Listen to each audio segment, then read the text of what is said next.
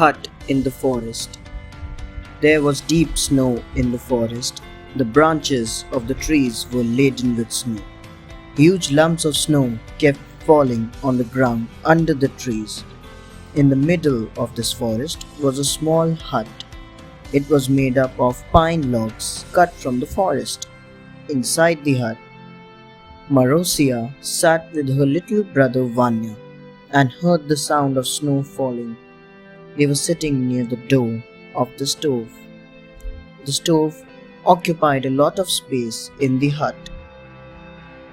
It also served as their bed.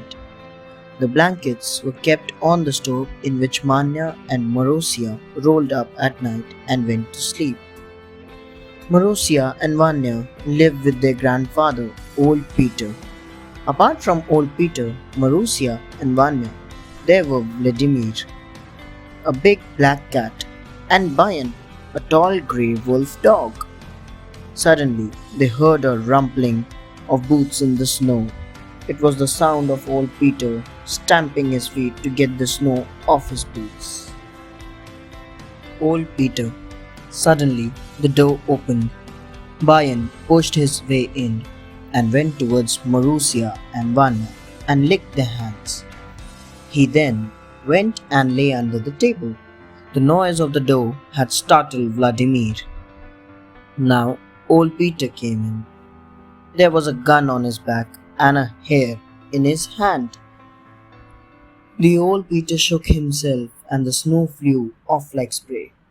He hung up his gun and threw the hair on the side of the stove. Laughing, he said to Vanya and Marusia, "You are warm and comfortable here." The children jumped up to welcome him. Old Peter opened his long coat and the children plunged into it together and clung to his bed. He closed his sheepskin coat and they yelped. Then they came out. Vanya and Marusia enjoyed this and did it every night. Now the Old Peter took off his coat and picked up the samovar from the shelf. The supper. Old Peter started preparing supper. He threw the lighted sticks and charcoal and made a draught to draw the heat. Thereafter, he placed the samovar on the table. The fire cracked inside. Now, he picked up the bread and cut big lumps out of it. He emptied the saucepan of soup that was boiling on the stove into a large wooden bowl. While he was preparing the supper, he answered the questions the children asked him. He also cracked a few jokes.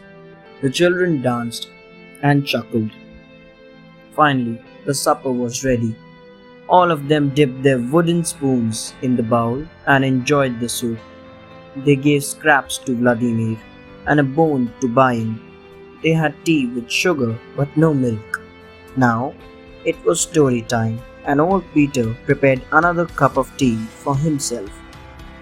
Then he threw a log of wood into the stove and lit a short little pipe. The story time. Old Peter puffed and the smoke got in his eyes. He wiped them with the back of his hand. While Peter was busy smoking, Vanya and Marusia snuggled together near the stove. They listened to the crashing of the snow and thought which story to listen today. Now, they felt warm and comfortable with the noise because they were not alone, and Old Peter was with them. "Today we want to hear a story we have never heard before," said Vanya. "Well," said Old Peter as he combed his great grey beard with his fingers.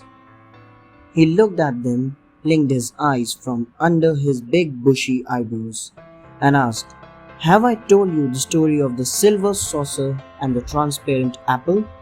"No, never," replied Vanya and Marusia immediately. Old Peter took a last puff and the children wriggled with excitement. He took a sip of his tea and began narrating the story. Thanks for watching.